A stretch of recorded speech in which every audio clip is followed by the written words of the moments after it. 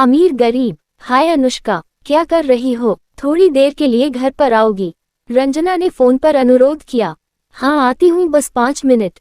आओ बैठो, देखो मैंने करवा चौथ के लिए क्या क्या लिया।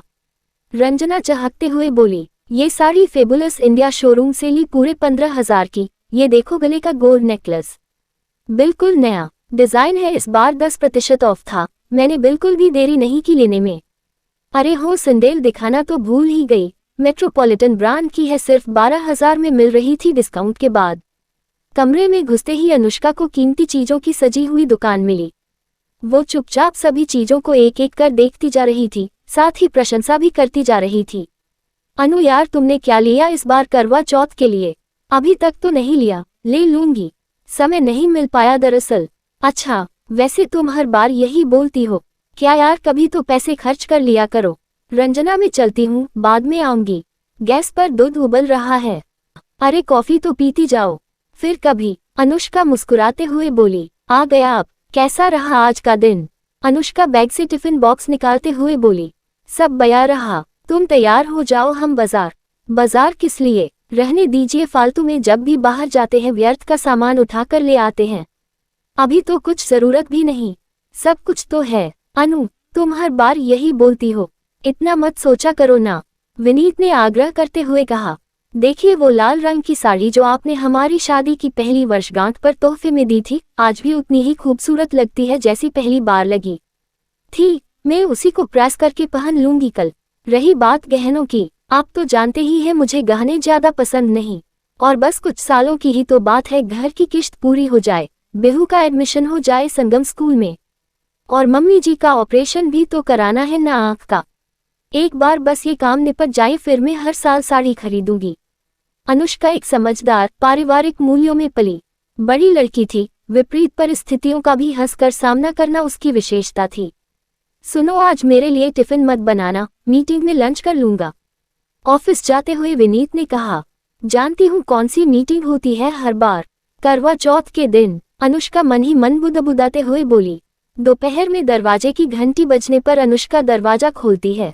अरे रंजना, सुमन, आओ। ओ, अच्छा हुआ तुम दोनों आ गई, मैं याद ही कर रही थी। यार टाइम नहीं कट रहा, भयंकर भूख लगी है। ये रात कब होगी, कब चांद निकलेगा? प्यास के मारे जान निकल रही है। सुमन रुआसी होकर बोली। तुम भूख प्यास के बारे में जितना सोचोगी ना उतना ही ये सताएगी। भैया जी के साथ बिताए अच्छे पलों को याद करो, टाइम फटाफट निकल जाएगा, अनुष्का ने कहा। बस बस रहने दो, भूख अपनी जगह है और पति अपनी जगह है। यार तुमने देखा आकर्षक ब्यूटी पार्लर में करवा चौथ स्पेशल पैकेज, सिर्फ 10,000 में सब कुछ, थ्रेडिंग से लेकर फेशियल, वैक्सिंग। खैर छोड़ो, तुम्हें तो बताना ही बेकार है। अरे ये क्या, तुम इस बार भी वही लाल साड़ी पहन रही हो? माय गुडनेस, चलो ठीक है, मिलते हैं शाम को। रंजना मुंह बनाते हुए बोली।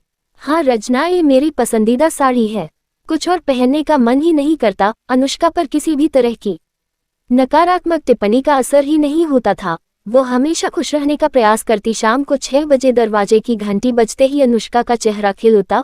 उसने खुद को अच्छी तरह तैयार किया था। लाल रंग की पुरानी साड़ी में भी वो बेहद खूबसूरत लग रही थी। उसकी आंतरिक सुंदरता उसके चेहरे पर खिले गुलाब सी प्रतिबिंबित हो रही थी। अच्छा जी, लगता है आज आपने बहुत ज्यादा खाना खा लिया।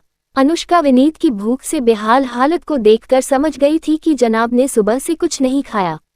अनु, आज बहुत ज्यादा खा लिया, जरा मैं भी तो जाने लूं आज क्या क्या था खाने में। हम बहुत कुछ था। एक बात बोलूं, आप पर झूठ जचता नहीं है, इसलिए दूर रहा कीजिए इससे। क्या जरूरत थी मेरे साथ साथ व्रत करने? लंबी उम्र मुझे भी तो चाहिए ना। विनीत ने अपनी बाहों का हार अनुष्का के गले में डालते हुए कहा। बस बस, अब ज्यादा इमोशनल मत कीजिए, बिट्टू आने वाली ही होगी।